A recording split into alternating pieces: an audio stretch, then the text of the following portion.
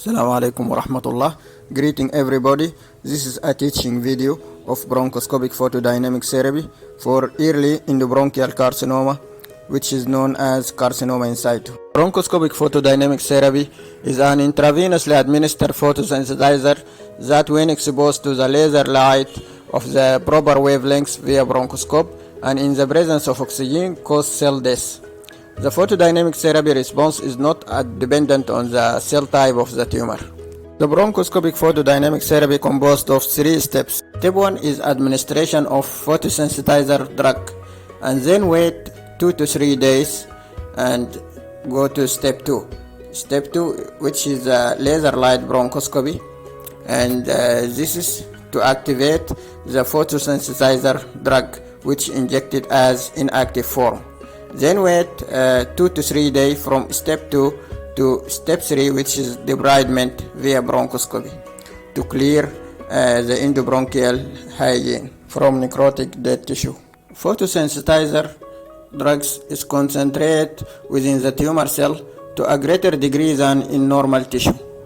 The agents themselves are inactive, however, it is exposure to the light that activate them. The most common side effect is skin photosensitivity secondary to sunburn. This lasts for 1 month. Borfimar sodium is a first generation photosensitizer. Is the only photosensitizer that have been received widespread approval so far for the treatment of the lung cancer. Activated by laser light source at wavelengths of 630 nanometer. Second generation photosensitizers are many drugs. The first one is mesotetrahydroxyphenyl chlorine. It is highly active photosensitizer that require a very low dose of drug and activated by light of wave 648 nanometer. Another drug from second generation photosensitizer is phenoamino levulinic acid. Is cleared rapidly from the blood, and the skin photosensitivity effect lasts only for 24 hours. Another drug is photochlor, which is a chlorine type of photosensitizer that absorbs light at 665 nanometer, giving better penetration, and have been studied in phase 1 and 2 trials for local or advanced lung cancer. Last second generation photosensitizer is mono 1-aspartyl chlorine or talofropropene sodium, has been studied in early superficial squamous cell carcinoma of the lung and in cervical airway lesion greater than 1 cm in diameter.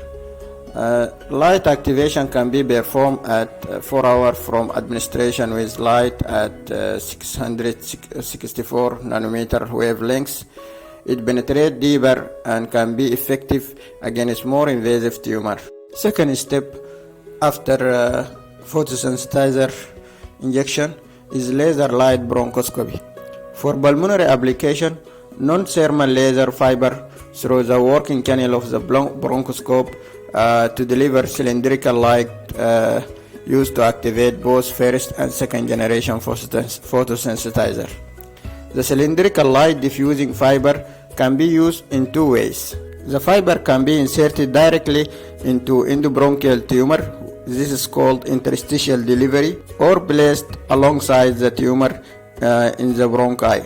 The duration of bronchoscopic laser application, placing non-thermal laser either inside the tumor or adjacent to the tumor, duration usually for 500 seconds up to 750 seconds. That is equal to 9 and up to 13 minutes. For bronchoscopic application, the 1 cm and up to 2.5 cm fiber are the most useful commercially available fiber. The wavelengths of the light dictates the maximum effective depth of photodynamic treatment. For borfimar sodium, this is about 3 to 5 millimeters, and the biochemical and biophysical properties of the photosensitizer determine the wavelengths of the light that can be used to activate them. The wavelengths of the light in turn determine the depth of the tissue penetration and also is the effective treatment depth for photodynamic treatment. Different wavelengths of laser light such as potassium titanyl phosphate or argon dye or diode laser, penetrate tissue to a varying degrees, with higher wavelengths penetrating deeper. The use of photodynamic treatment laser requires standard laser safety precaution, principally to address the risk of ocular damage. A light dose of 200 joule per centimeter, that is equal to 400 meter watt per centimeter of diffuser length, is recommended by Food Drug Administration for endobronchial tumor. Third step is bronchoscopic debridement. Following the activation of the photosensitizer by laser light, the tumor necrosis occurs due to photochemical reactions. This usually takes place over the course of 48 to 72 hours. This necessitates that a third step to be taken, namely the removal of necrotic debris. Repeated bronchoscopy is warranted at this point for pulmonary hygiene, and this is usually done 48 to 72 hours after the initial bronchoscopy. At this stage, the tumor is very avascular and will have the consistency of extremely thick mucus and will appear white, presuming that photodynamic therapy was successful. Bleeding with mechanical debridement will be minimal. Removal of debris can be achieved with bronchoalveolar lavage and cryoextraction and by mechanical resection. Endobronchial tumor evaluation pre-bronchoscopic photodynamic therapy. First, early detection using autofluorescence bronchoscopy, then assessment of tumor size and depth and lymph node by endobronchial ultrasound, and also using other modalities such as PET scan. The bronchoscopic photodynamic therapy only provides curative treatment for lesions that have not invaded beyond the cartilaginous layer of the bronchial wall, and also lesions that less than 1 cm in diameter without evidence of extracartilaginous spread by EBUS are optimal for photodynamic therapy. The bronchoscopic photodynamic therapy cannot address the metastatic disease to the lymph node or other organs. Thus, any lesion with prebronchial spread or lymph node involvement cannot be considered amenable for treatment with photodynamic therapy for cure. The optimal lesions for photodynamic therapy are those that are less than 1 cm in length, and the risk of lymph node involvement increase once the length exceed 1 cm.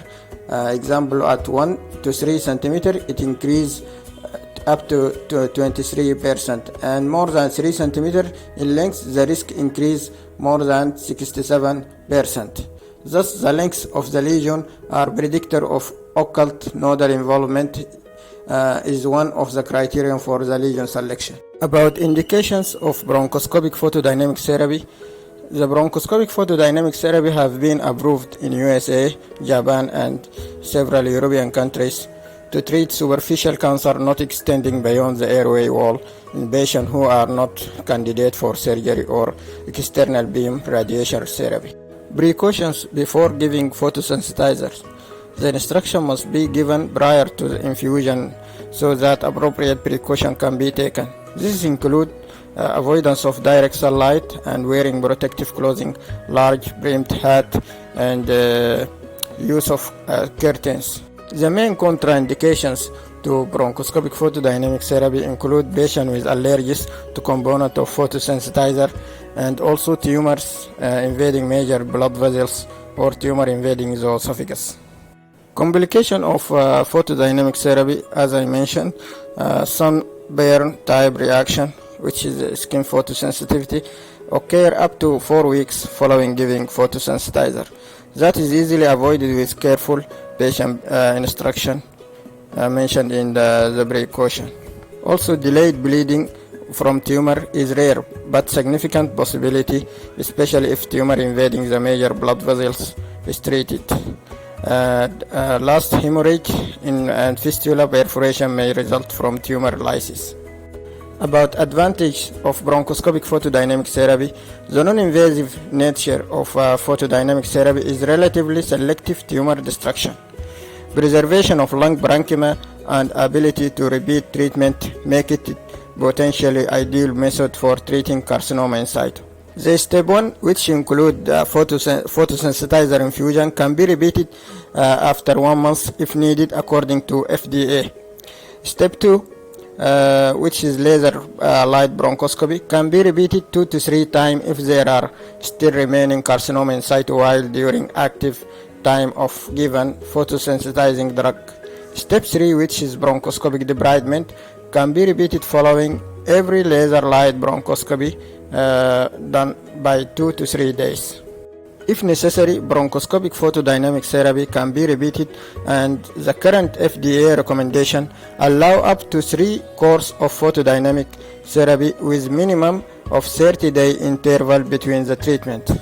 If bronchoscopic photodynamic therapy is being performed after radiation therapy, at least 4 weeks should be allowed between therapies to ensure that the acute inflammation induced by radiation therapy has subsided prior to photodynamic therapy.